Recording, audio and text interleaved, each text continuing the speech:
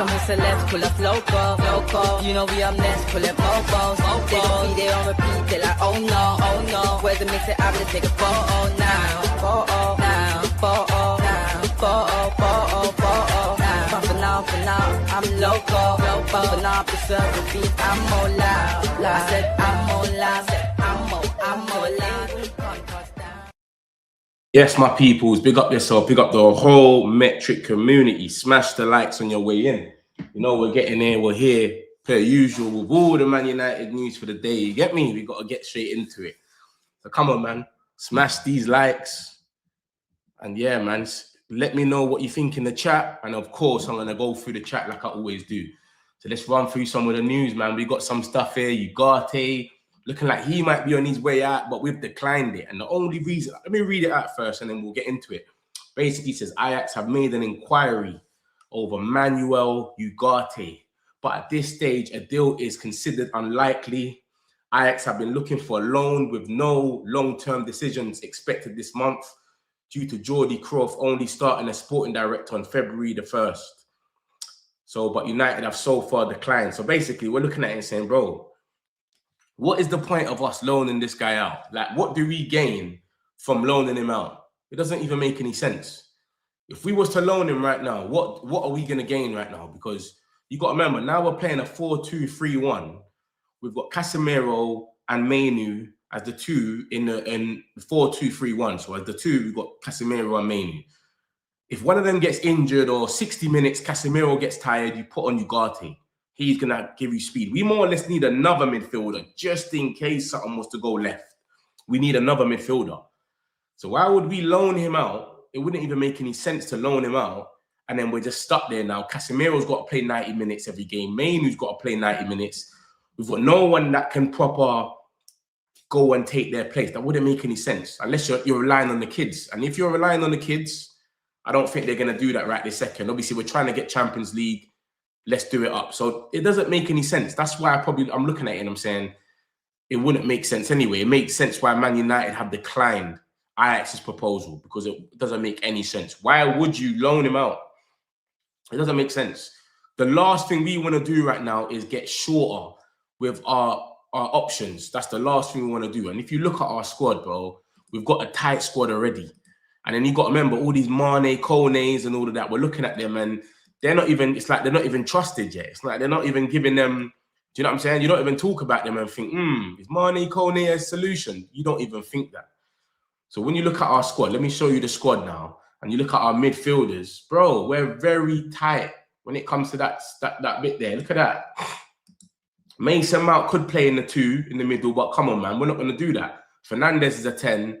Mason Mount is a 10. Fernandez barely comes off the pitch. We've got to be winning like 5-0 or something for him to come off. So when you look at that middle 3, you've got Casemiro, Ugarte, and Kobe. That's the only 3 that can play as a CM. No one else can play there. This is our squad. So unless you're talking about the young boys, which you're going to have to get someone from the academy, these Fletchers and that, bro, there's no one else to turn around and go, yep, we're going to bring you in. You're coming off the bench. Come and do what you need to do. So I don't know, man. I can't see nothing going on there. But like, this is what the situation with Ugarte. I can't see. It makes sense why United have declined it. Because it's, bro, what's the point? It doesn't make any sense. So that's the stuff about Ugarte anyway. I'm going to wrap that one up quickly. I just wanted to get that out of the way. But, yeah, man, as you can see, our squad is too short. So Man United have said, nope, we're not going to let him go out on loan. Ajax won him. Galatasaray won him. There's a lot of teams that are in for him. I'll be real. This is it from the Athletic. So it's proper news, this, that they really wanted him. This is proper news. Laurie Whitwell, he's one of the #1 journalists for me anyway, especially when it comes to Man United. He only gets straight to the point. Ajax made an inquiry, but it's unlikely. It's not going to happen. The Dutch Giants want the #6. But even that, it's a loan. If they probably offered us money, yo, here's 30 million, of course, we might be able to say, you know what, we'll take the 30 and then we'll end up adding a 30 and getting someone that we want for a long term, etc. But what is the point of loaning them out? It doesn't make any sense. So there's a lot of players that are in this same situation where it's like they're ready to go. Someone like Ugarte, he's gone in the summer. It's evident. No manager's ever happy with him. He's never starting for no manager. Even his old manager, Ruben Amorim, was still saying, yo, what's happened to you? Having rares with him in training, etc. So He's not going to be here past summer. Let's be real. So it is where it is. It's like you got to look at it and think, is this the best time to cash in? If they had like an obligation, I think it will make sense. But just a simple loan would not make no sense. That's the situation with that. Because we're so short. Let me show you. Look at that. How much short? We're too short. Even if you look at the bench, this is against Man City. This is against Manchester City. Look at this. So he came on. He came on the 81st minute. But bro, look at the bench. We had Jack Fletcher. Come on, man. Shea Lacey's injured, and Shea Lacey's not a CM. Shea Lacey's more of like a winger. So it doesn't make any sense. So that's the situation with Ugarte anyway. I'll leave that there. There's talks about we've rejected the bid. We more or less have. But it's a loan. It's not no signing on. If it was a sign on, I'll be like, oh, what are we doing here? We might as well take the money, but it's not that. So cool. Let me get into the rest of the news then. So we got that. We got some talks about the boy Sadiki. Should I get into Sadiki first, or should I get into Diomande? I think I'm going to get into Diomande, you know, because Diomande one's a big one. Hold on, peoples. Diomande. Yeah, man, it looks like we're getting busy, man. Obviously, this is some talks about Sadiki now. If you don't know Sadiki, Congolese midfielder, he plays for the Mackhams, which is Sunderland. And there's some talks that's come out today now about Sadiki. Man United are reportedly ready to offer one of their own midfielders in a swap deal for Sunderland's Noah Sadiki. I don't even think that makes any sense, that we'll offer one of our own midfielders. Like, who could we offer apart from Ugarte? Unless we're saying take Ugarte for Sadiki, which is definitely a good deal for us, but I don't know if it'll be a good deal for them. And you got to remember, Sunderland are good at recruitment, you know. Sunderland recruit good, even though you could look, they're more or less in a European. They're going for a European spot at the moment. And they've just recruited them all and said, yeah, come. A lot of them players came in, it's their first time. You get it? Like, so you got to big them up. But Sadiki, let me bring up his profile so you look and see a bit more about him. But there's been a lot of talks about Sadiki. I'm going to show you. Look, don't worry. This is not just the one. If it was just one, I would never put him in a thumbnail.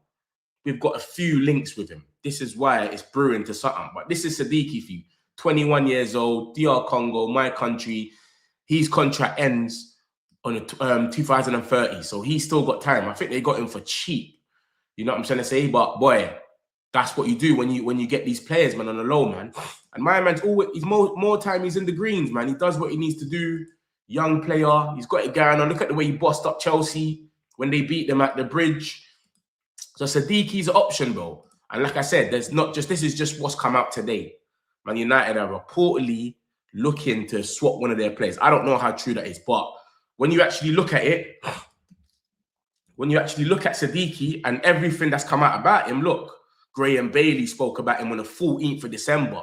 Manchester United are closely monitoring Noah Sadiki, a player they've tracked since before he's moved to England last summer. That's Graham Bailey on the 14th of December. He doesn't work for the BBC. So that's the BBC. That's Graham Bailey. And then we've got this, Sasha. Sasha's on his own thing. He said this on the 12th of December. Man United are monitoring Sunderland midfielder Noah Sadiki, having already made contact with his camp earlier this season. So there's links been coming out about Sadiki. This is not nothing new. This is what I'm trying to say. This is why I'm like, can they be something in there? Do you know what I'm saying? Obviously, we'll probably have to overpay.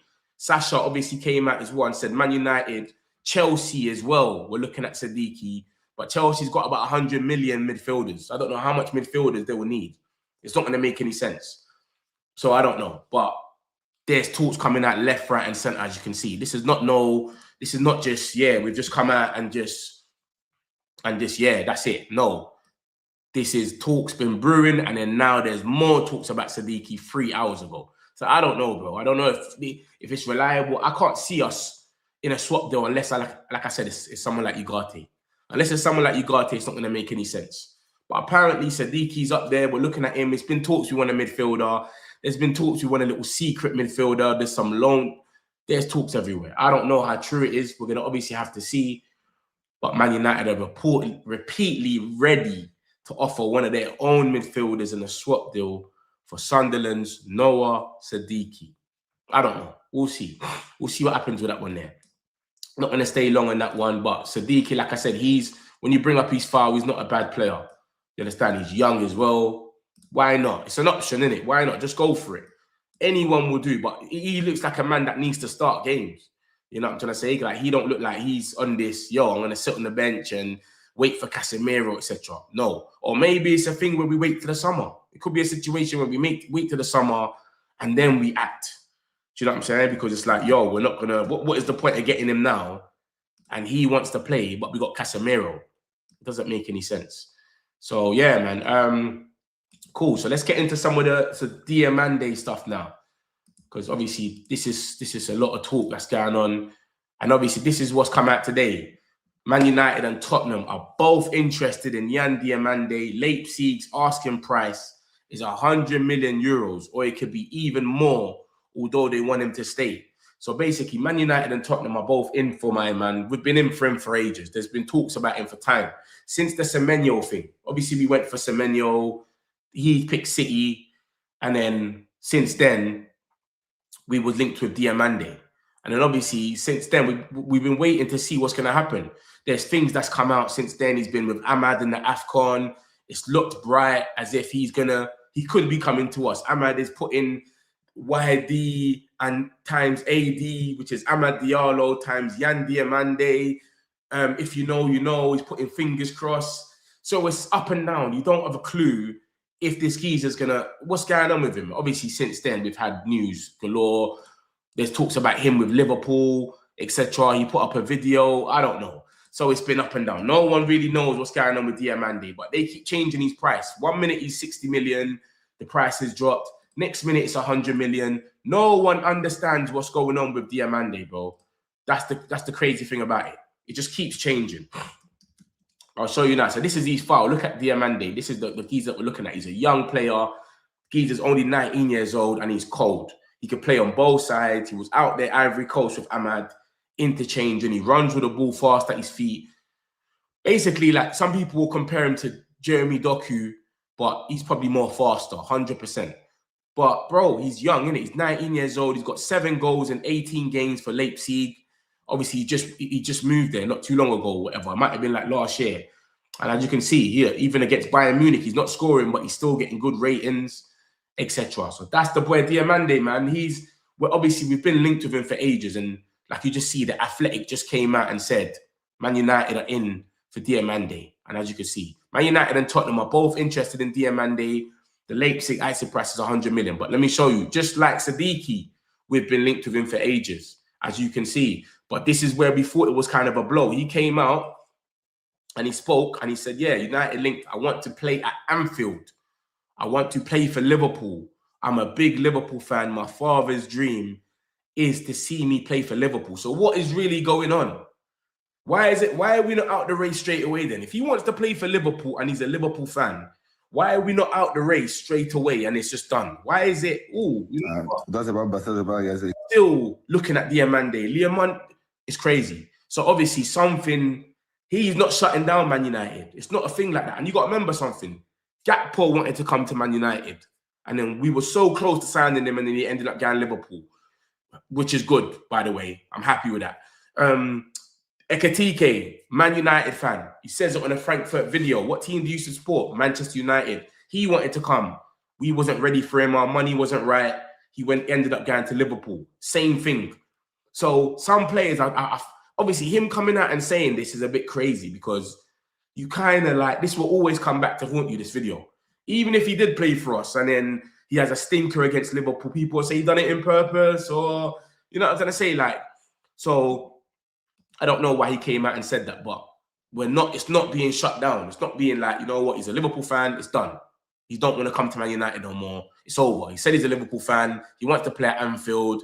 Forget about it. No, it's still, this geezer might end up being the guy. He still might end up being Man United. So this is what's going on, and it's confusing everyone because everyone's like, what's going on? Like, why is it not just shut down then? We just don't understand. What's that? Ornstein Bomber. Ornstein Bomb. Bob Sell expected before deadline. Nothing to do with Man United, man. Juventus not advancing on Mateta and consider En-Nesyri, the Moroccan. Brighton Ponder, third bid for Charlton talent Mbik. So nothing for Man United. Ornstein Bomber, three bombers in one. Nothing to do with us. Crazy. But yeah, cool. Back to the boy, Yan Diomande anyway. Look at that. So, bruv, he's a young player, bro. He's cold. He's 19. He's there for the future. Even if he doesn't shine right now, he will shine in the future. It's one of them one there. You can give him time, and he's actually good at this moment anyway. So it goes with saying. So obviously, that's Diomande. It's looking like we're thinking. It's looking like we're in for him, and Tottenham's in for him, and this is the problem now. Let me show you lot what the issue is and why, and what will make us act in case for Yan Diomande, etc. Because obviously, as you can see, it's come up again that we're in for him today, Man United and Tottenham. Fabrizio said what he said 100 times, that yeah, we're in for him. You know what? I haven't even showed all the reports for him. Like I said, we've been in for him for time. Look at this. There was talks about us making a bid. This is the same source that basically said first that was in for Belieber, by the way. This was the same source. So I had to pull it down just in case, because they got a little African thing going on. It's called Africa Thought. They told us that we bidded for him. Obviously, we never on the 8th of January. So that was gas. He was at AFCON. It never happened. Tottenham. This is number one. One of the good journalists for Tottenham, and he said Tottenham are expected to bring in a replacement for Brendan Johnson in January, with Manchester City's Savino and Yan Diomande of Leipzig believed to be their target. So remember that, yeah? Tottenham have said that. That's one of tier one. As you can see, this is their aggregate page. Tottenham tiers. They've put the one next to his name. Is tier one for them, as you can see there, yeah? He's saying Diomande is top target plus Savino. So that's there. Don't worry, hold that one there. Man United are asking about Diomande, Simon Jones, Bayern Munich as well. Mel Sport, Man United, boom, boom, boom, Tottenham. Liverpool, apparently, Diomande is on their list with El Millar. Remember, he's just come out and said he's a Liverpool fan. So this is all talks about Diomande and the recent stuff. Man United are looking at. This is some talks about the price dropping. 52 to 61 million is what it should be, etc. And then, as you can see now, look at this, guys. Tel has been left out of the Champions League spots because they've got so much players. So they've left him out of the Champions League spots. Tottenham have said, yo, Tel, we're leaving you out, brother. They've left him out of the Champions League spots. They've put in Solanke, who was injured for the beginning of the season. He's vexed. He's angry. He wants to leave. Look at this. Man United. Matthias Tel remained the absolute dream target for Paris FC until deadline day. Tel still wants to leave Tottenham, as you can see. Dzeko is also on the list, but Tel is internally ranked as their clear number one. I don't really rate Plettenberg, unless it's German news. But I rate Kerry. Kerry's cold. Kerry knows his stuff. So look at that. They was already saying they're going to replace Brendan Johnson with Diomande. Brendan Johnson's gone. They still ain't got anyone. Now they got Tel that wants to leave. He barely plays. He's played these 3 games in a row. And then Frank's gone, nope, I'm isolating you from the squad because I want to put in Solanke. Now he's saying I want to leave. What is this? What treatment is this? Everyone's hating at Tottenham. Tottenham, they're having like a civil war over there. So they've got the money for the Brendan Johnson, and obviously they got money anyway because they got invested, etc. Now Tel wants to leave. And then when you see that, look at this now, peoples. This is why you can see what's going to happen. While there are no major transfer discussions planned for this week, work continues in the background on young players at the club who need spells out on loan that suit their department. United are not planning to make moves in this window, so there won't be much need for Carrick to have a say on immediate business. But if a long-term target becomes available or a rival makes a play for them, then United will need to act. What happened with Semenyo? The same thing. We didn't want to go for Semenyo until the summer. But because Man City acted, Liverpool went to act, we came out the shell and made our move. That's how I don't really rate it, to be honest. That's not what I'm rating, because why are we're being reactive instead of being proactive? Man City's proactive. We're going to go for Semenyo. We're going to go for Guy. They're not on this joke thing. Why are we being reactive? We're like, you know what? We're going to chill. We're not going to go for no one yet. But if someone goes for one of our targets that's here for the long term, which Yan Diomande seems to be, then we're going to act. Because remember, we've gone for Semenyo. We didn't want to go for Semenyo. I mean, we missed out on him. Now Yan Diomande is the top target. So if Tottenham act, because as you can see, Tel looks like he's on his way out. And obviously, they've got the money there from Brendan Johnson already. They already said they're going to place him. So that's 2 wingers gone. They will go and spend whatever. They offered Semenyo the most money out of everyone. And Semenyo said no. They offered Mbumo more money than us, Newcastle, and Arsenal. And they still said no. No one is attracted to Tottenham. But the money that they offer will get them someone in the future. So that is the situation with Diomande. As you can see, Athletics come out today and said this. We're both interested in Diomande. Leipzig's asking price 100 million euros, which is about 85 million pounds. They're losing tail soon because he's vexed. He's coming out and saying, I want to go. They've had the money there for time. So they're going to end up putting in whatever. But it's up to Diomande and his ambition. Remember, he's 19. He might not know different. Tottenham are in Champions League. You might think, let me give them a try. If they come and imagine they bid for him and it's 85 million and he gets accepted and he says yes. Maybe he's got ambitions. He says, I'm not going to Tottenham. I'd rather go to Man United or Liverpool, etc. Who knows? You understand? I don't think Tottenham have got a chance if we were to go band for band with them. If we was to match the bid, I think Tottenham wouldn't. There's no way you pick Tottenham over Man United. The only person that's gone to Tottenham over Man United is Tell, and that's because they paid 6 million loan fee or something like that. Some crazy loan fee money. You get it? And that was it. And he even wants to leave now anyway. And they don't even rate him like that. So that's the situation with Yan Diomande, man. There's so much talks about him. Like I said, bro, we've been chatting about him for time. And even though he came out and he said what he said about Liverpool, and he said, I want to play for Anfield. Look, this is some more talks about Diomande. 30th of December, Sammy Mokbel, reliable. If you've never heard of Sammy Mokbel, I don't know where you've been sleeping. Yeah, it must be under a rock. So 30. Same thing, Savino and Leipzig, Sammy Mokbel. Look at that. Fabrizio Romano. Recently, Man United and Tottenham were on a mission to scout Diomande on 25th. That's Christmas Day. Yeah? Christmas Day. He's going to be one of the big names. We'll see if he's going to be 2026 or 27. But Tottenham are moving like they're going to act. They're losing 2 wingers. They might act. But let me show you. This is what gave us a bit of faith. This is Diomande when he was a kid. He's got a Man United top, Ronaldo on the back. You get what I'm trying to say to you? But then he's come out and he's saying that he loves Liverpool, which is crazy. I just don't get it, bro. I don't get it. It's crazy, man. But we'll see what happens, man. So this is the situation with Diomande. Obviously, we've got the link with Ahmad. They're around the same, not around the same age, but they're close. They were over there rolling together for ages. So maybe Ahmad being his close friend, that could turn his head to say, you know what, I'm gonna come to Man United instead. But as I've just showed you, look, that is the situation with Diomande, and that is what will thing. Oscar Bob Khalid, boom, boom, boom. Yeah, that is what will turn. That's what would make us bid for him this month. If Spurs was to move for him, then we will turn around and say we have to move for him now. All right, cool. We have to. So that's the situation with Yan Diomande, my people, man. Obviously, I'm going to get into the rest of the news. But yeah, man, smash the likes if you're in it, man. You know we're always doing things. You get me? And I'll summarize at the end for anyone that's missed anything. Don't watch nothing. Look at that. No Premier League sides are in a consecutive winning run. So everyone's drawing, or won and lost, or lost, or nobody has won. Only Spurs has lost both games. The last 2 games, only Spurs has lost both of them.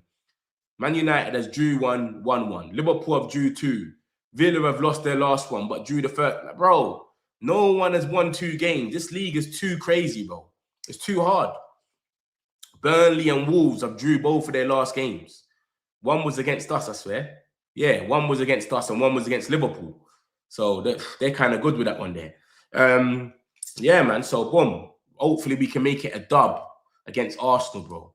You understand? So, we'll see. Look at this now. They're not even rating... They're not even rating my man already. Chelsea. They're not even rating him, bro.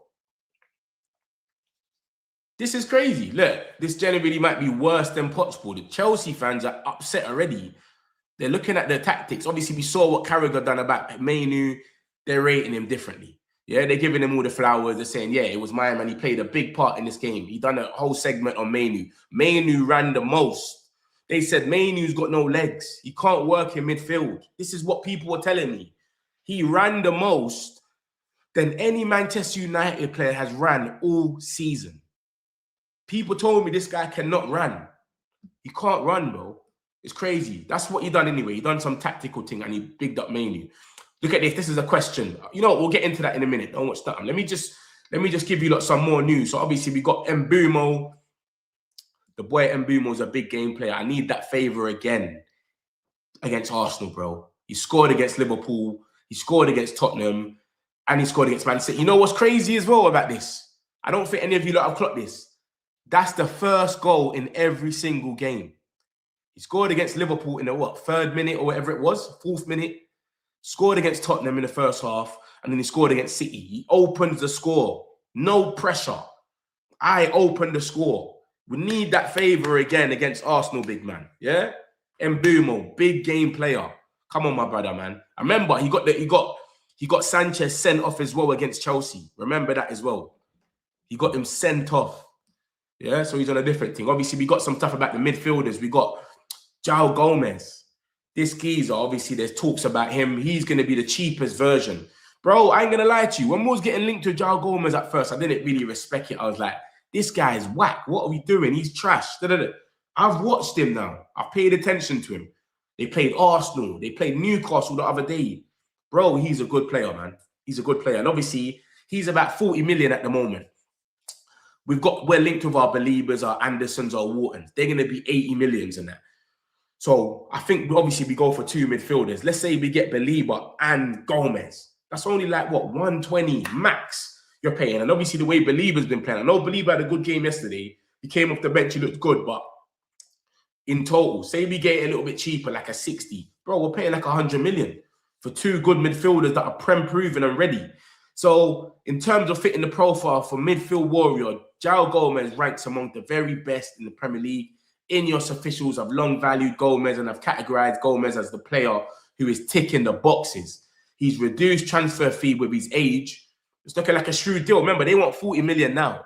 Once they get relegated, bro, that will drop down to about 25 million. Easy.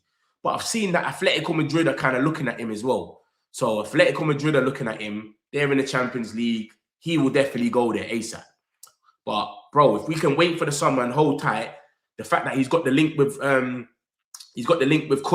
the Wolves link, he will probably come over. Do you know what I'm saying? And is he Brazilian? I swear he's Brazilian as well. Yeah. So he will definitely get over it. Let's check on João Gomez. He's been playing well, man. I didn't rate him. I didn't give him his flowers. I ain't gonna lie. I didn't really rate him like that. But since I've been watching him, bro, he's actually a good player. That's João Gomez there. Look at that. He's only 24 years old.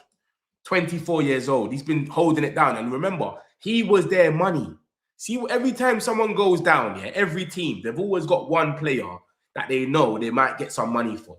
Yeah? Southampton had Diblin. They got their money for Diblin, 40 million. They were trying to get 100 million. Leicester had, who did Leicester have again? But Fatahu, but he was injured. I think he had an ACL, so they fucked up. No one bought him, and then now he's back. He's playing again, but it's dried up now. But everyone's got their guy that we're going to get money for this guy if we drop. He was their bag, João Gomez. So they're trying to hold on to 40 million. Now they got Matheus Mane, and he's even younger, and he's doing bits. So Matheus Mane is more or less going to be the bag now. Do you know what I'm saying? So that's what's going on. So, yeah, bro, João Gomez, bro, like I said, bro, I didn't really used to rate him. But since I've been watching him recently, because I've been paying a close eye on him, he looks good, bro. And for 40 million, especially if he can get relegated, say no one gets in this winter, that's even better for us. Because it will become a little war, bidding war. No one gets in this winter, and then it gets to the summer, that 40 million turns into 25 automatically, because he's saying I want to leave on the rip. I don't want to stay in the Championship, and I've got Man United calling and that. I want 25 million. So yeah, bro, I'm with it, man. I wouldn't mind him. Obviously, he's not going to save them, innit? He's not going to go out there and score goals and save them and whatnot. But João Gomez fits the profile. We're looking at him. I'll be cool with João Gomez. Obviously, right now, I feel like they're saying we don't need a midfielder right now because, bro, we've got 1 game a week. What do we need a midfielder for? We've got 1 game a week. But then again, you got to look at it. Kobe Mainoo, Casemiro, Ugarte is on the bench. He comes off the bench. But if one of them gets injured, Ugarte starts every game. And then who? You got to go and get these Fletchers and that. This is where it's like, oh, I'm not sure about that one there. It's a bit mad. But that's João Gomez anyway. That's the talks that came out about him. We could get a little shrewd deal out of him and we'll see. Obviously, Nunes, there was talks about a formal offer for Ruben Neves. 23 million euros apparently. Remember, former offer, it's like if we're speaking to them, yo, 23 million euros, we saying 19 million pounds. They're probably considering it. We don't know if it's true or not, but it's not a bid that's going to go viral. And then obviously Simon Stone. So that was a Spanish source that said the bid formal offer. And then Simon Stone came out and said there's been more speculation about potential changes to the squad, with one report suggesting a deal for former Wolves skipper Ruben Neves is close. So boy, there's been a lot of talks about a secret midfielder and all this stuff. No one knows. Ben Jacobs coming out here giving us cryptic posts saying, there's a midfielder that we're looking at. It's a secret midfielder. He's played in the Premier League. He's got Premier League experience, but right this second, he's not playing in the Premier. Bro, just tell us who it is. So we don't know who it is, but there's all these talks about Ruben Neves. Could he be the guy? Remember, he's 29. He's only going to be about 18 million pounds. Me personally, I think go and get him, bro, and just burn the cash. Give it 2-3 years, and then it is what it is. Let him go. He can play as an 8. He can play as a 6. He's good at chance creating. He's another guy that can take set pieces. You know what I'm trying to say? Like, bro, and he's a leader. He's a captain. Go and get him, bro. 18 million pounds. Remember, he's on a free in the summer. He's on a free. We can probably cut that to about 15 million. They'll probably take 15 million and say, you know what? Let's just take it. 15 million pounds. He's on a free in the summer. Look at his contract ends 30th of June, 2026. So he's 28. Pay 15 million. Get him in. You won't even be thinking about that 15 million in 2 years. Come on, bro. Obviously, he's on like 300K or something, but he's going to cut that price himself. He knows. He's saying, I'm going back to Europe. I have to dim down that money. There's no way anyone in Europe is paying me that. So I think he knows the situation with that himself. So my thing is, bro, just get that money, bro, and just burn it, bro. It is what it is, bro. We spent 15 million on shit of players. You got what I'm trying to say to you? Like, what did we pay? Was it like 12 million or something for me last year or something? I don't even know, but come on, bro. It is what it is. So this is what's left next. And obviously, Fabrizio's just saying the next hour this week, there will be an internal meeting involving Michael Carrick to decide on several situations, what United want to do in the market. If United want to go and try and get a player for an opportunity, maybe in midfield or other positions, they need to decide with Carrick or change the plan or continue with the squad. Let me start with that first. Why would you start with Carrick unless you see him here as a long-term? So maybe they're saying, do you need someone on loan for now? That's it. Someone that's going to be here for the duration that you're going to be here. Because if he's not here long-term, why does it matter what he thinks? He's come here to do a little job and cut. That's it. So I don't really understand that to the T, unless they're just like I said, it's probably like, yo, do you need an extra player on loan? Someone we can try and get for you in a certain position?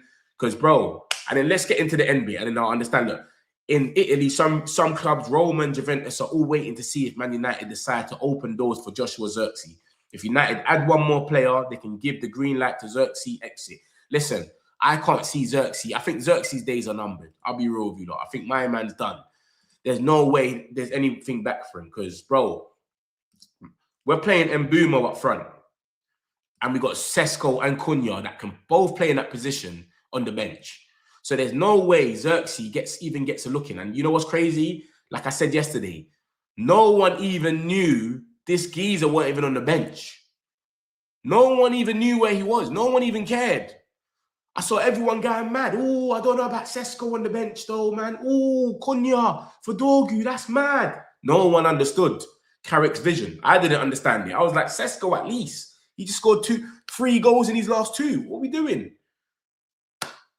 We came out on some smoke, but cool. The point is, no one even knew where Zirkzee was. No one was even thinking about it. We looked at the bench. The bench looked fine. The only person that stood out was Jack Fletcher because everyone else was senior players. We had Lenny Bayende, Lenny Euro, Malacia, Fletcher, Ugarte. Who else was on that bench there? Mount, Aiden, and Cunha, and Sesko. So I looked at it. Everyone was just thinking about Sesko and Cunha. No one was sitting there and thinking, where the hell is Joshua Zirkzee? That just shows how much no one really cares. You know what I'm going to say? Like, we don't really care. Like, is he here or not? You get what I'm going to say? So I think his days are numbered. And from time when Mbeumo's playing up front with this counter-attack thing and Cunha's coming off the bench and maybe Sesko, bro, you got to look at who would play up front.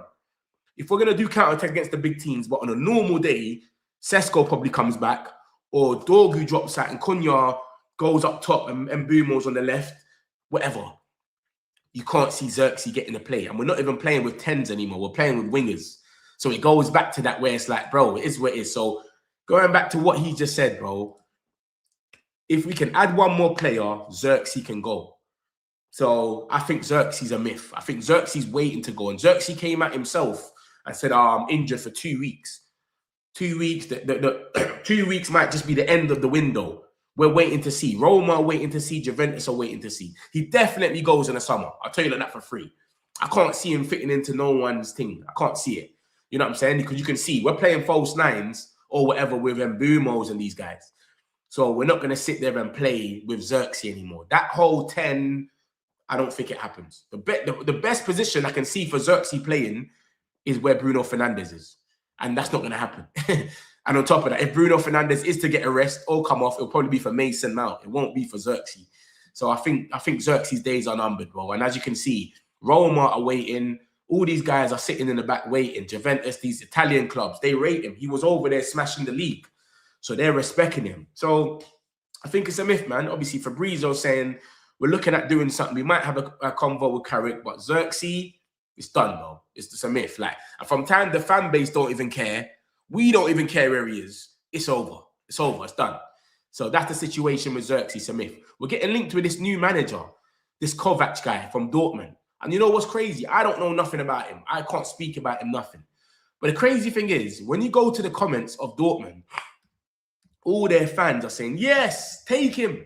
They're saying, what? They want him. Please, bring us this guy instead. And I'm like, rah, is that what's going on? Like, and obviously, they're playing Tottenham today. So, obviously, man will have a little look at their playing style, whatnot. But, yeah, Berger's kind of good, especially for German news still. Berger's come out and he's saying that BVB coach Kovac is on United's shortlist because of Vivell. You get it? But it could just be a Gareth Southgate thing. You know, Gareth Southgate are cool with Ineos. They're friends. Dave Brailsford and Southgate are good friends. So, they're just going to link them to them. It could just be a situation like that. Vivell and Kovac are good friends. So they're going to just keep linking us to him. You know what I'm saying? I've never heard of this geezer in my life. How the hell are we going to end up going for him? So I don't know. But Berger's come out and said it. Because of Vivell, we might be going for him. When you look at Dortmund, look at their last couple of games. Remember, Dortmund is when you look at the German league, I only look at like 3-4 good teams. Dortmund, let me show you the table. Dortmund, Bayern Munich, Leipzig, and Bayer Leverkusen. That's the only 4 teams that I've looked at and I think it's good. Stuttgart's okay. They're on and off. But, bro, you should be winning every game. It's not like the Prem where you got Bournemouth that will slap you, Brentford away is long, Leeds away. They ain't got places like that, bro. Their thing is just Bayern Munich win every game. As you can see, they've got 18 games. They haven't even lost the game. Dortmund will give them a run for their money, but they'll probably bottle it in the end. Leipzig, they got a 1-2 stars. You saw the Sesko, the Xavis.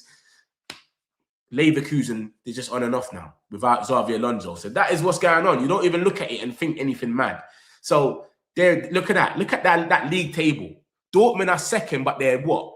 11 points off. 11 points off Bayern Munich. What type of league is that? What type of fun is that? Imagine having to watch that and sitting there and saying, they're 11 points clear. The league's already over. And we've got 18 games left. Or whatever it is. Come on, bro. 16 games left. Relegation only seems like a little... Look, the relegation battle seems more fun than the actual league. And probably the top 4 race, I'm guessing. Yeah, 32, 33. So, bro, that's what's going on with Dortmund. Let me look at this guy's record, bro. I don't know. Like I said, I don't really know this geezer. But you should be more or less winning everything over there. Look, you lose to Leverkusen. Bro, it's a joke to you. Like I said, man, I'll give them a little look today when they play Tottenham at 8 o'clock. But, bro, come on. Tottenham, you know what's going on with Tottenham. They should be losing that game regardless. Their thing is different. But we'll see. This is just a guy that we're linked with, so we'll see what happens. But Kovac, I've never heard of him. Maybe I'm new, I'm old. I don't know, bro. I don't know this geezer. So we'll see anyway. Them lot are trying to gaslight him now. Nicky Butternut. These guys are idiots, bro. They're literally trying to gaslight him. Like, you came out here, you said what you said. You spoke about the one situation. Haaland is going to pick up Martinez and run with him. That's it. He's responded to that one situation by saying, look, you want to say something to me, come to my yard. Like, And after the game, he was like, look, they're talking. Pick up who type of thing. He's responded the best way. Come out here and say, you know what, we was wrong. He done his thing, done. They're trying to gaslight him now. And they're trying to make it a situation where I'm still not convinced we can win the league with him. What's that got to do with it? That's moving the goalposts. You can't go in with one argument, and then once the argument's done, you say, nah, but I still think this about, you're just chatting shit. So Nicky Butt and Scholes, disgrace. Yeah, I'm not even going to spend too long on them. You're a disgrace. Bro, I see some Arsenal fans saying, yeah, we're gonna kick you lot's arse. Watch when we see you like the Emirates, big man. No side has created more chances per game or had more shots on target than Manchester United this season. We should be up there. We shouldn't even be where we are in the table. And we all know this as fans, but we don't like doing the coulda, shoulda, woulda thing. We've missed so much chances. You know the thing. From the first game against Arsenal, we had chances galore. But it is what it is. We're not going to dwell on that. Bro, we should be far up the table, man. And if Arsenal think we're going to go there and not create any chances, especially how they've been playing recently, where they give you lot chances and they got a good defense, but come on.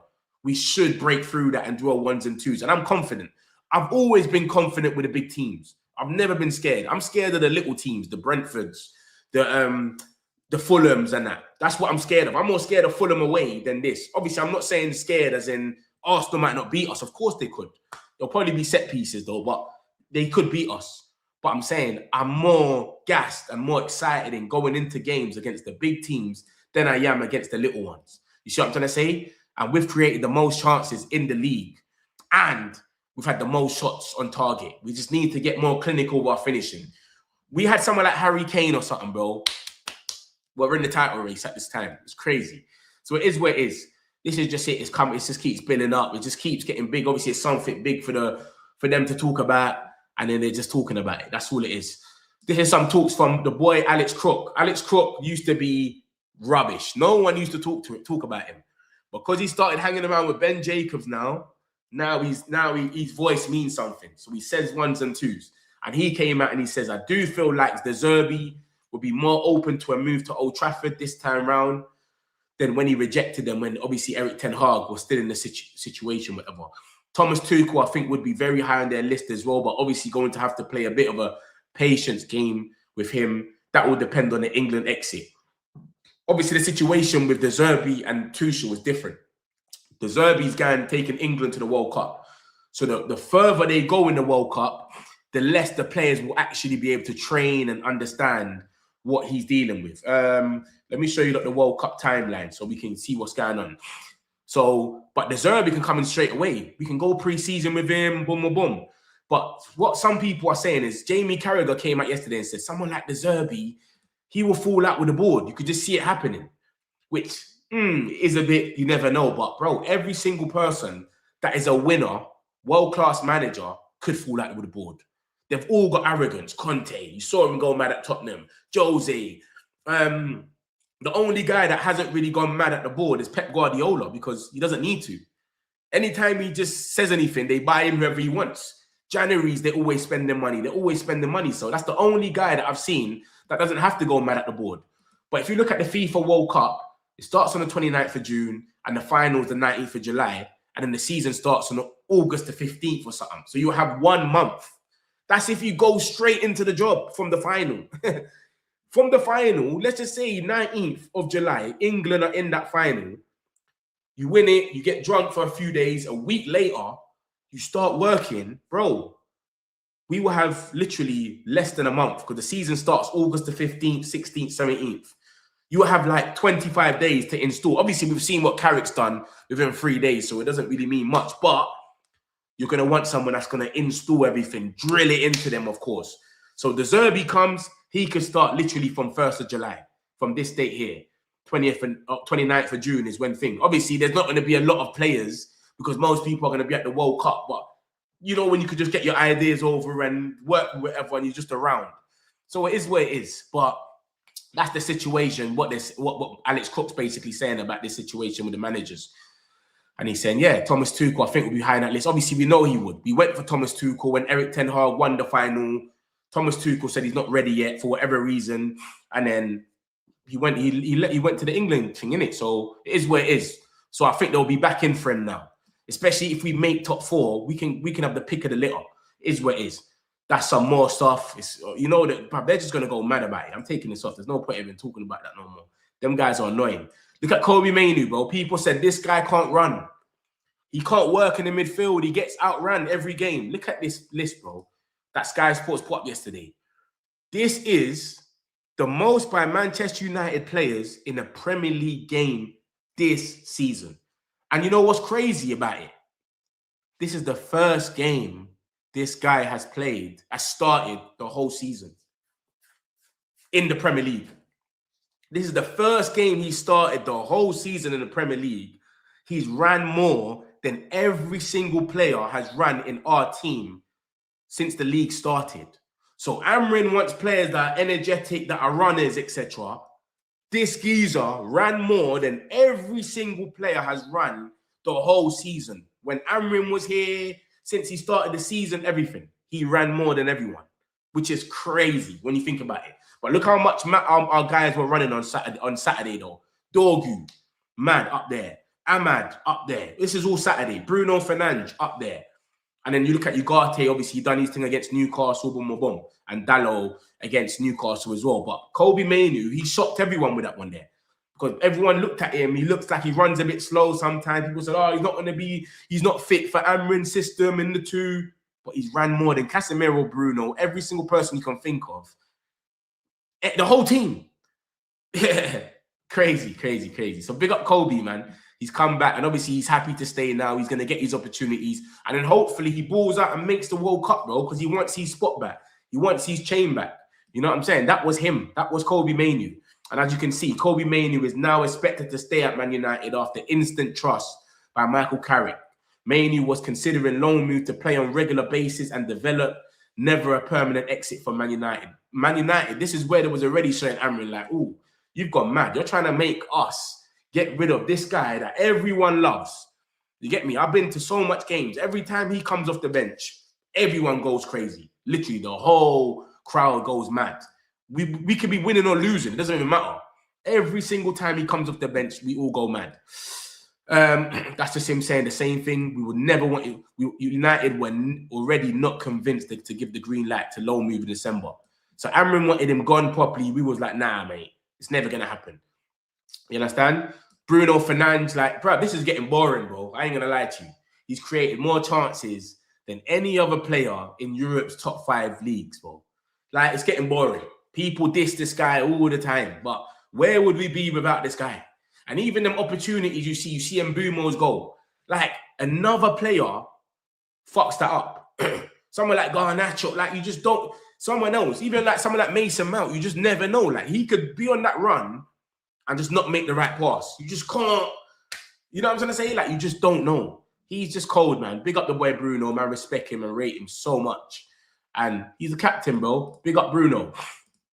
So what else is there? What else is there? And I get some of these comments in a second. No, it's not. Obviously, Ajax made their inquiry over Ugarte, but we declined it. Because what is the point of going on loan? It doesn't make any sense, us going out there and getting a man on loan. What is the point? And we're going to be sitting there done, like, and not have no options. As you've seen from our lineup already, bro, we're playing with 3 midfielders now. Before, we had 2 midfielders. So the fact that we had 2 midfielders, we had 2 people on the bench, as in Kobe and Ugarte. Now we've got 3 midfielders. Bro, how the hell... Let's just say you got Casemiro has to play... Say Ugarte gets injured or Ugarte goes on loan now. What happens in the 60th minute when Casemiro burns out? You bring on Jack Fletcher every game. What happens if Mainoo gets a little knock for 2 days? Ugarte starts. Then who comes off the bench? You don't have a clue. Bro, we need an extra midfielder, if anything. So we cannot go out there and send Ugarte on loan just to be sitting there and saying, yo, we need to get the young boys in. It's not going to work. So that makes sense. You got to respect that. They've made a good decision to turn around and go, yeah, we're not going to send you out on loan, because what is the point? Doesn't make any sense. Man United are not planning. Whether if a long-term target becomes available. Elliot Anderson talks. Elliot Anderson, we've been hearing this every week for about the last 6 months, bro. Elliot Anderson is a first-choice target for Man United, but Nottingham Forest have no intention of selling him. And there will be competition from Premier League rivals if they change their mind. This is what everyone's doing now. This is the new thing now. It's go out there and say you've got no intentions of selling, so everyone's got to overpay. That's the thing now. So Nottingham Forest are going to say that. Brighton are saying the same thing with Belieber, because they've seen he's playing shit. You know what? We've got no intention of selling, so if you do come, you got to overpay, because we don't want to get rid of him. That's the little plan now. So Elliot Anderson, he's number one for Man City, and he's number one for us, which is crazy, because Man City have got all their targets, bro.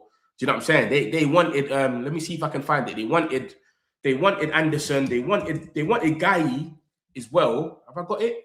No, I haven't got it. But they wanted Guy. They had a sheet that said, this is our targets. Guy, Semenyo, and Anderson. You've ticked off 2 already. I'm only in January. That's what came out. It said, yeah, a sheet time ago, probably in November. Man City's transfer targets.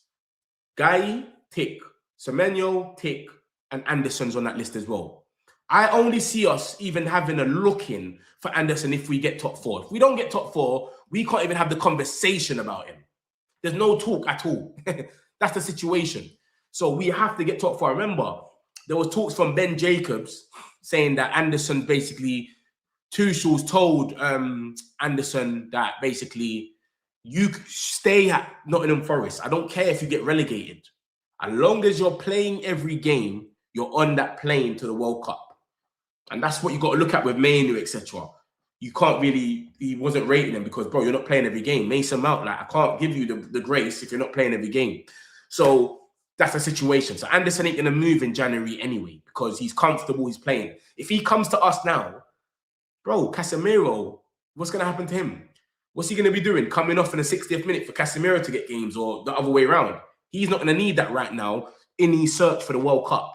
So what I think is, he's a man that we go for. If we get top 4, it gets to summer, we go for him, and then Casemiro leaves. Yo, bro, you go straight into that position. Bam, bam, bam, etc. That's what I reckon happens. So that's the situation with Elliot Anderson. We're going to keep hearing about him, but nothing ain't going to happen. This is one I'm 100% sure. Unless we go and overpay and offer them something like 130 million, nothing ain't going to happen. We got the talks about Sadiki. This is me just summarising a bit of it. There's talks about Man United, Liverpool, boom, boom, boom. We want to swap one of our midfielders. I can't see anything like that happening. I think that's gas.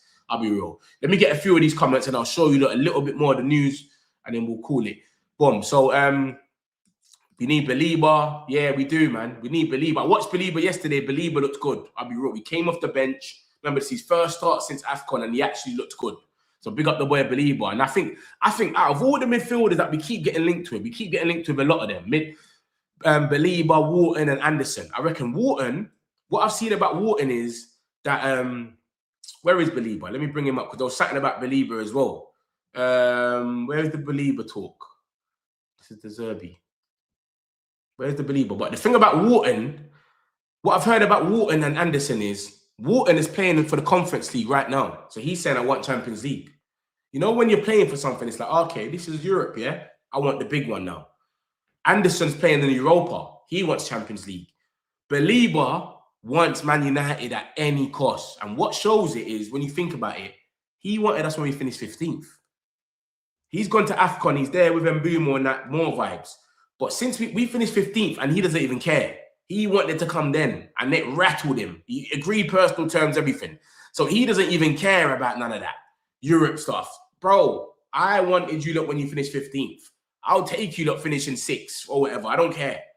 So Belieber, as you can see, he still fits all the profile. Fabrizio comes out every day and still says, Belieber's the one to watch. Belieber's the one to watch. But what I reckon is we're waiting to summer and we've got to look at the manager as well. Because imagine you get Luis Enrique. He doesn't need a guy like Belieber. He plays with guys that are good with the ball at their feet, not the guys that are just running. You got what I'm trying to say to you? So we say we got Luis Enrique and he says, bro, I don't want Belieber. The same way he didn't want Ugarte. He said, I don't want Ugarte, someone that's going to run around with pace. I want the guy that's going to be good and play football. So this is the situation, bro. We might not even get Belieber in the end because they might turn around and go, bruv, that's not the guy that I want when they bring the new manager in. Metric community, big up yourself, Man United. Big up Metch, Mike, my guy. I hope you're good, bro. I agree. Get Neves, to be fair, even for his age, still good. Probably has still legs. Yeah, exactly. Has the legs to still play in the Prem? Of course. Neves is good, man. I've been watching him. I didn't rate him at first, but I'll be real. He is good. And to get him and an extra. So say we get Anderson and a Neves. That's not bad. You know what I'm trying to say? Or Anderson and a João Gomez. So an expensive one and a cheap one. 120 million for them two. Casemiro's 300K is gone. And you offer them two wages. The only thing as well with Anderson, he's already on like 100K. And City offer the maddest wages. They've offered Guy 300K. Guy. So what they're going to offer Anderson, bro? Come on, bro. They're going to blow us out the park with their wages. Xerxes ain't going to leave. It's a myth at the moment. If Sexo gets injured, he's a 9. We need all the depth we can get. I'm sure we will sell him in the summer, though. That's guaranteed. We got 1 game a week, bro, man. I don't think we need all the depth we can get in that department, though. Up front, we've got Cunha, Mbumo, and obviously Sesko. I know what you're saying. But think about it like that. Cunha, Mbumo, and Sesko can all play there. Xerxes not really going to get a look in. We got 1 game. Cunha gets injured, Mbumo and Sesko can play there. Think about it. I think he's a myth, I'll be real. But someone's definitely gone. Big up yourself, man. I hope you're good, Chrissy, man. Hope everything's good. We're going to smash Arsenal, especially because they suck at open play. As long as we keep our defence as tight as City, make sure to clear every set piece, Arsenal don't have a chance. Exactly. I've been saying the whole Kobe doesn't run thing was an agenda. He just didn't rate my man. Exactly. And he can't play with Bruno. But he's gone on there with Bruno and done his thing. Our lack of midfield depth is shocking. It's true. You only have 3 midfield options. I'm worried if one of them gets injured, it's peak, bro. Summertime, we have to go crazy and fill that up. When you look at every team, yeah, when you look at like, I have a feeling like even if we get top 4, he might go City. Yeah. That's what I'm thinking. But he might look at it. If we get top 4, he might look at it and go, Man United, I go straight into that team. City, I might have options. Like Rodri, Reinders, Nico Gonzalez. There's so much other man that can play in that position. So that's the only thing that might hit him and go. Look at Declan Rice looked at that. He said, I could go to Man City now. I'm probably going to win something, but I'm barely going to play. Remember, you had all the England players at City as well, you know, Grealish, Calvin Phillips and all these guys were all over there, bro. He could have went there. He said, nah, bro, I'd rather go to Arsenal. I've got my position and that can help us build something. Think about it. So it is what it is. But he could go City because of the money, though. But look, Belieber played good yesterday. He's a United player already. You're going to get him in the summer. He's probably our first target. Belieber's good with his feet. In fact, he prefers ball to feet. Yeah, it's true. Belieber is good, but he might want someone that more plays with the ball. Do you know what I'm saying? That he's more like, that's his first thing is he's a play. He plays with the ball. So if you look at this, yeah, let me make my example to you, yeah, about this, about our depth. It's crazy. Let's just go through this like this. Look, what's this? Cool. Arsenal. Yeah, squad. Look at this. We go straight to midfield. I don't know why that's coming up. We go straight to midfield. Look at that. Look how much options they got. They got Norgard. You can play as a DM. Zubamendi. Mikel Merino. That's just 3 that can play as a DM. Declan Rice can play as a DM. That's 4. Mikel Merino can play as a DM. Look at that. DM, CM. That's 5 of them in that midfield area. Just the 2 at the back. And then we got Odegaard. He can play as their CAM, as their 10. Odegaard. Eze, he can play as a 10. They got Nwaneri, he can play as a 10. Bro, they got players galore. When it comes to wingers, look at their wingers, bro. How much wingers they got? Diomande, who is injured. I'm not even going to count him because he's young. He's 16. I'm not going to count him, yeah? Eze, Saka, Madueke, Nwaneri, Martinelli, Trossard. That's 6 wingers. Eze hasn't come off the bench. He only came off the bench the other day against Nottingham Forest. Before that, he didn't even come off the bench for about 3 games, bro. So everyone's got better depth than us, bro. We can go to any team, literally, bro. Let's just go to the team that look like Tottenham. Look at their depth. Just being bare reds, bare losses. Look at Tottenham's depth. Paulina's meant to be injured now, yeah? Safe. But cool, look at their depth anyway. Look at that. Paulina, Bissouma, DM. Archie Gray, DM. Paulina, that's 3 DMs already that we're talking about. Then you got Bergvall, he could play there. Conor Gallagher could play there. Papi Sarr, that's 6 CM/DMs. Bentancur, 7. Bro, we're the only team that isn't stacked well. So I think summertime, we're going to go mad in that position. That's what we're waiting for. I think summertime, they're going to say, you know what? We're going to go crazy in that position and build it up because, bro, it doesn't make any sense. We're the only team. Our midfield is light. Trust me, bro. Like, every team has been up there. All the big teams anyway. Do you know what I'm saying? So we'll see, man. We'll see. we'll see what happens. Let me get back into some of the rest of the news. So that was the Belieber stuff. What's this that's just came out? Is that anything to do with United? Nwaneri has accepted to join Marseille. So he's going to be playing some De Zerbi ball. Kobe's work on Saturday didn't go unnoticed. Man United, look, some more talks about Diomande. Look at this now. See, I told you, look, man, there's always a bomber when we're here, you know. When we're here, we get bombers galore. Fabrizio Romano, 10:53. So what's that? About half an hour ago. Not even that. Leipzig insists that they want to keep Yan Diomande despite Manchester United sending their scouts again to follow Diomande. Tottenham are ready to do the business now with an important financial proposal. I told you, Tottenham is forcing our hand to act. The intention of Yan Diomande is to understand the situation of the market, but Leipzig want to keep the player this January and insist that he won't leave after making significant money in the summer. In the summer, it will be a crazy battle for Diomande. Manchester United, Tottenham, and PSG also. So he's saying summer. They don't want to let him go. But Tottenham are overspending on everyone, and it never works for them. They put in the best bid, the best financial package for Semenyo. The best. They offered him a mad money and personal terms. He said no. They gave the best solution for Mbumo. He said no. Anyone that they go for, they have to offer them mad peas. The only time someone goes to Tottenham is if there's no other options. And if you're a solidified player, there's always going to be loads of options. So that's the situation with Tottenham. I wouldn't even put them in this race, bro. But look at that. Tottenham are ready to do the business now. Exactly what I started this stream saying. If Tottenham are going to act, because remember, there's been talks about Diomande already, that Tottenham were going to act when Brendan Rodgers, what's his name? Brendan Johnson left. And now they're trying to sell Tell. So if they sell Tell, crazy, they'll act now and they'll force us to act. And that's the situation with Man United right now that I'm not rating. We're very, very reactive at the moment. So we're looking at who's doing something. If they go for one of our long-term targets, then we're going to act. We're not proactive. Man City are proactive. What, we need a midfielder? Midfielder. What, we need a centre-back? Centre-back. They're proactive. They're just doing their own thing. We're very reactive. Let's just chill. We're going to do everything in summer with the new manager. But if someone goes for someone that we want long-term like Semenyo, we'll act now. We acted up. We started showing our cards. If someone goes and puts in a bid for Diomande, we'll act now. That's the situation. And that's where it's a bit peak. And that's why, as you can see here, Matthias Tell wants to leave Tottenham. They've isolated him out of the Champions League. He's not playing Champions League today. They've took him out of the squad for Dominic Solanke. They've got a 32-man squad, whatever. Tell's not in it. So he wants to leave. He's saying, brother, I'm done with this club. I came here. It's a myth. Tell wants to leave. And obviously Paris FC, who apparently they've got the 5th richest person in the world or something. The richest owner. They've got the 5th richest owner in the world, apparently. So it's going to be a big club for the future. They're building up. They beat PSG the other day as well. So, yeah, man. So that's what's going on. And as you can see from this article, if a long-term target becomes available or a rival makes a play for one of them, United will need to act.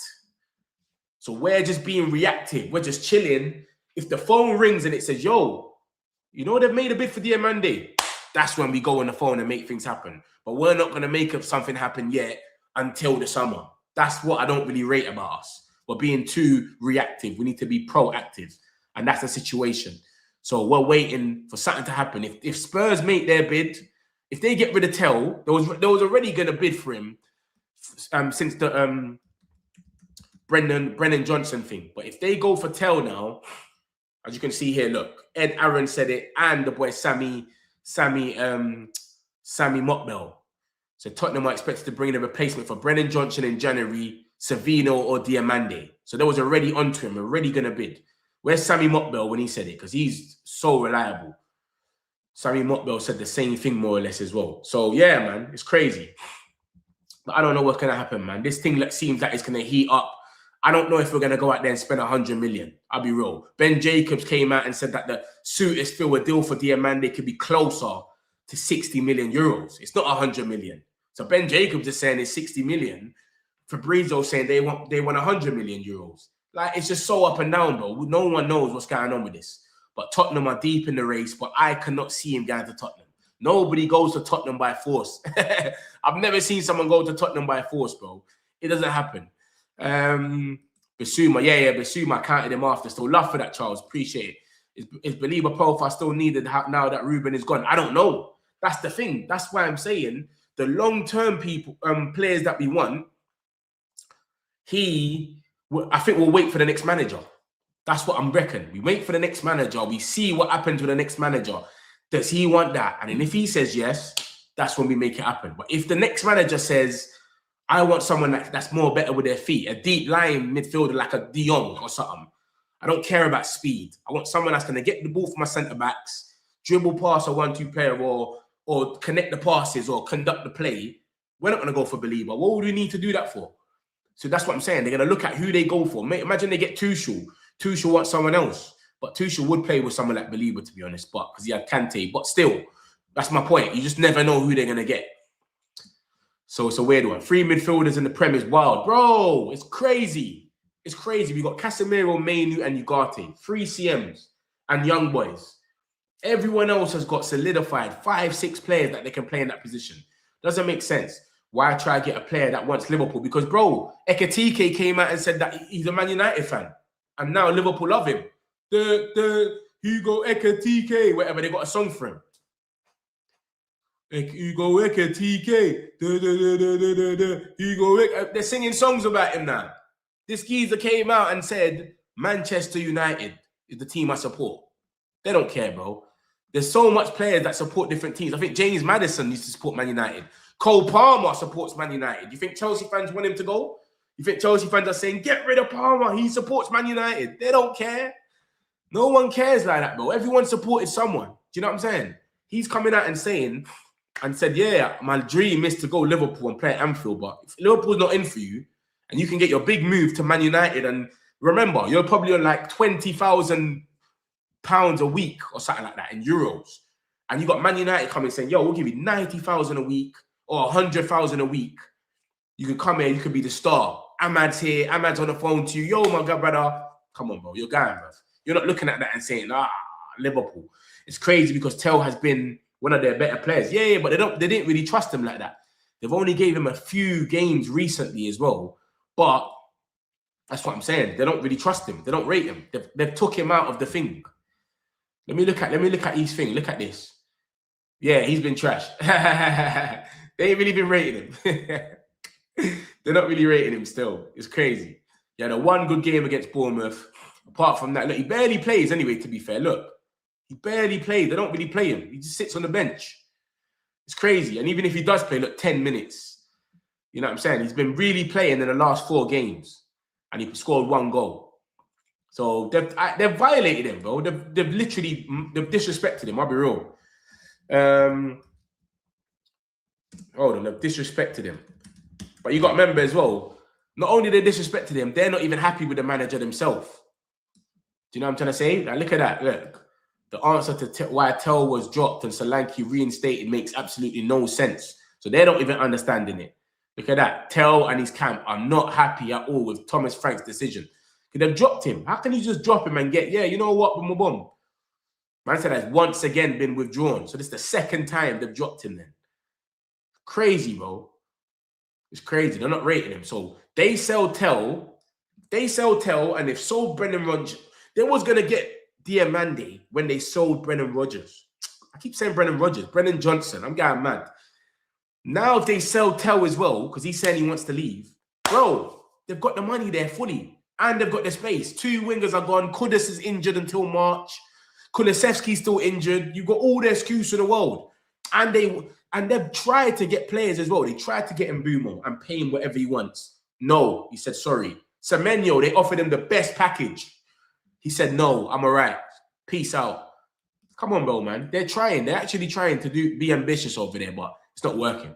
So that is the only thing that can force our hand. Is this obviously... that's what will force our hand. And if they end up going for Diomande, then we will have to then straight away. But Man United's in there, man. When I proceed Tottenham with Man United, I just think we won already. But PSG, is a big place. He'll probably go there. If PSG is definitely in there, PSG will probably have him still. But PSG are weird. 1 minute they're in for a player, next minute they turn around and we don't really care about him. That's what PSG's on. So I don't know, man. We'll see, bruv. We'll see still. It's a crazy one, man. It's a crazy situation. But I kind of feel sorry for Tel as well at the same time. But it's a mad one. Look at that. They're vexed, man. Everyone was vexed with Amrin. Because you come out here, you're dissing up Dorgu. You were dissing a lot of the young players, remember? Openly.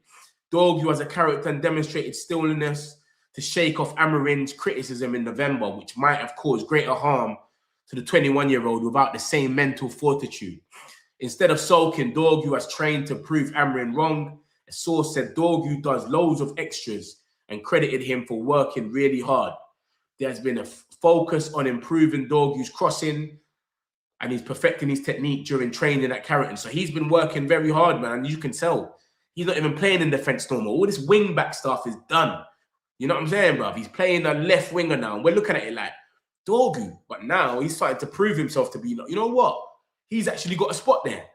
You know what I'm saying? He's giving Cunha a little run for your money, bro. Bro, Cunha, you better start defending as well. That's what we're basically saying.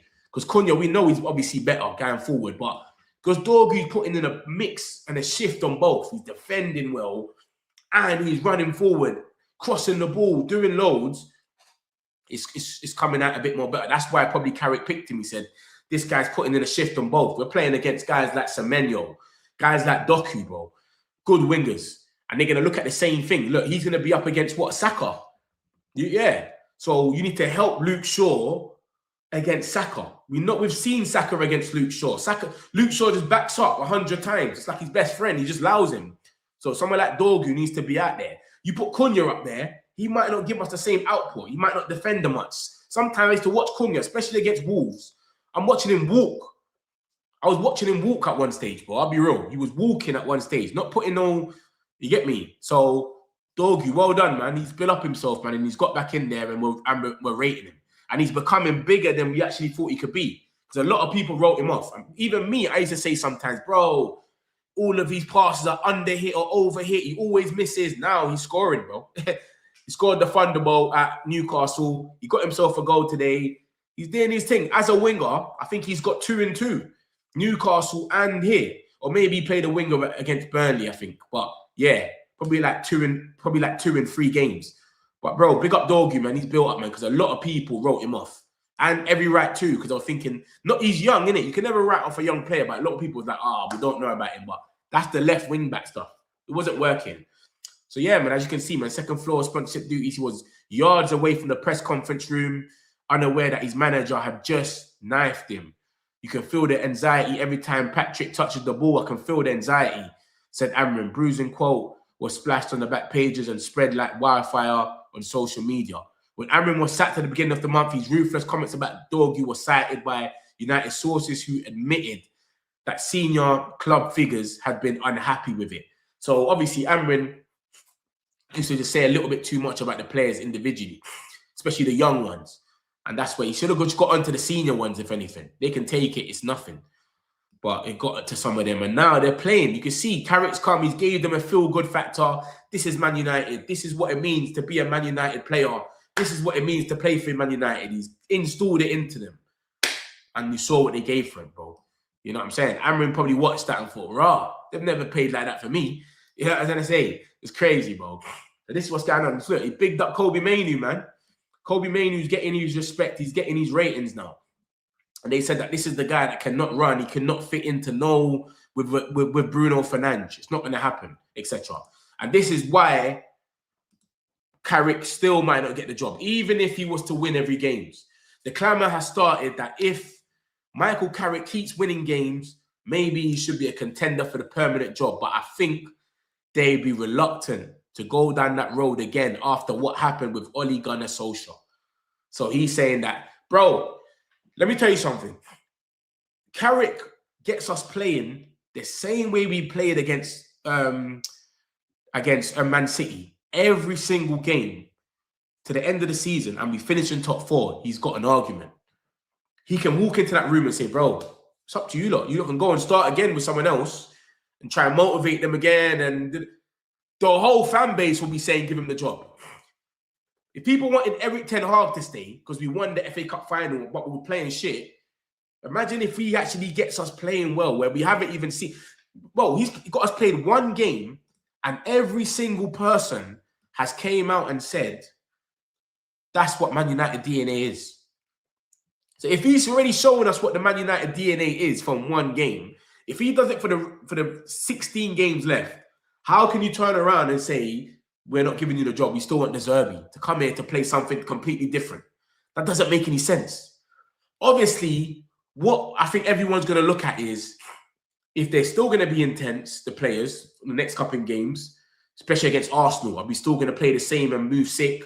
But it's not really that game. It's the games against the Fulhams.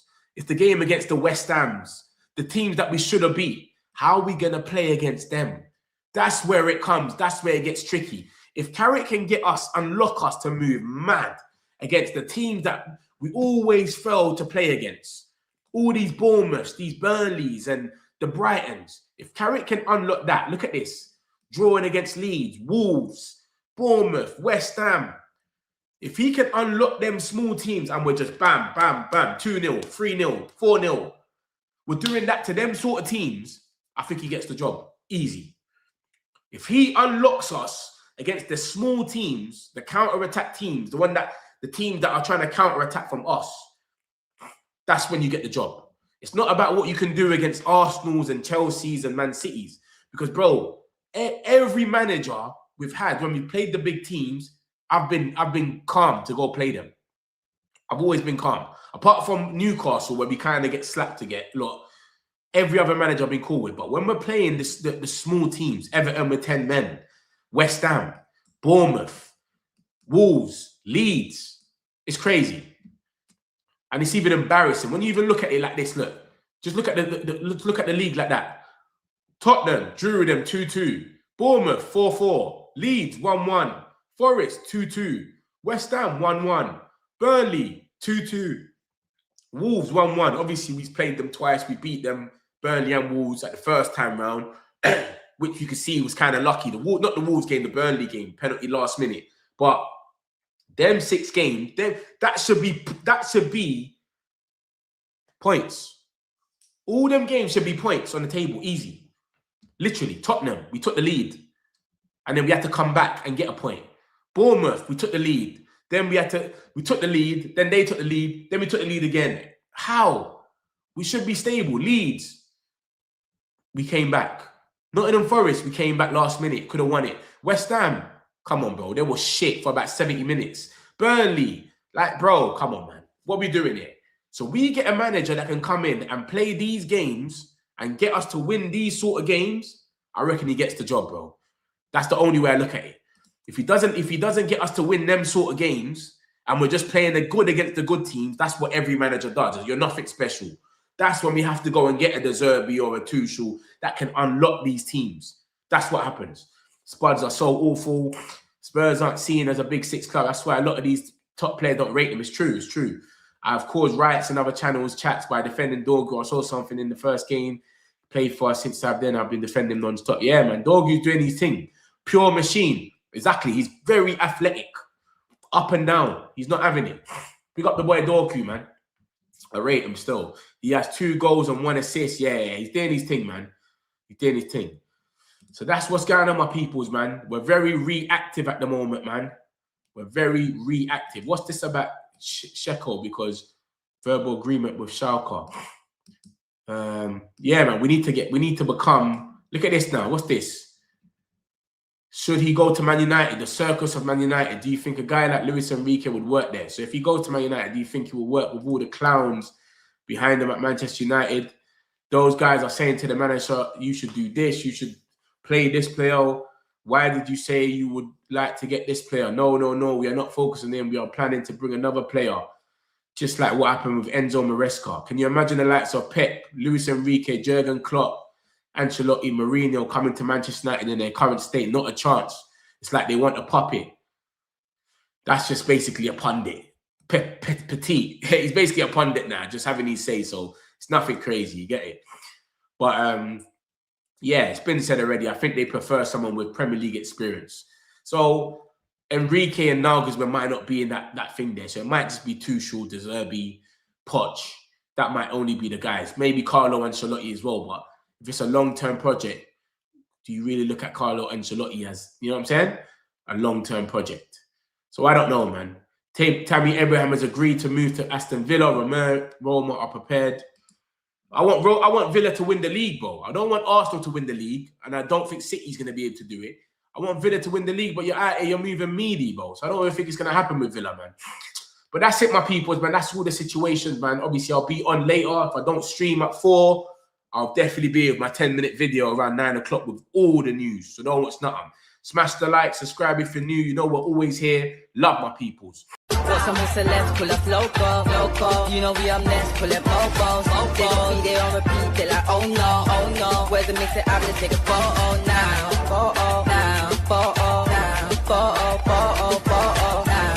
For now, I'm local. For now, preserve the beat, I'm more loud. I said I'm more loud, I'm more loud.